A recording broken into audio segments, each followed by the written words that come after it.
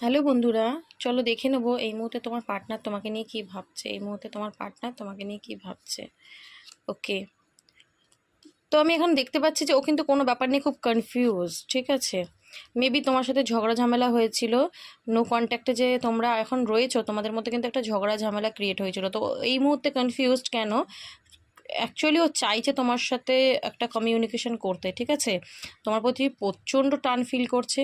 ঠিক আছে, কিন্তু কিভাবে করবে ও বুঝে উঠতে পারছে না।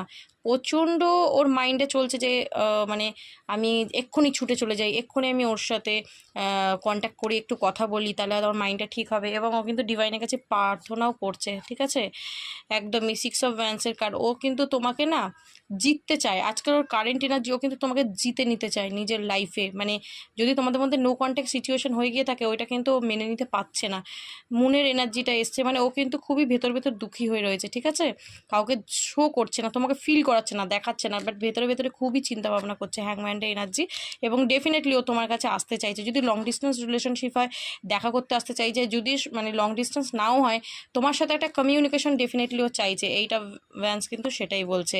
কারণ 2 অফ কাপস, তোমাদের ভালোবাসাটা কিন্তু মিউচুয়াল। তুমি ওকে যতটা ভালোবাসো, ও তোমাকে ততটাই ভালোবাসে। তো ইউনিভার্সকে কিন্তু গ্র্যাটিটিউড প্রে করো এবং তুমি এনার্জিটাকে ক্লেম করো। ওকে, থ্যাংক ইউ সো মাচ।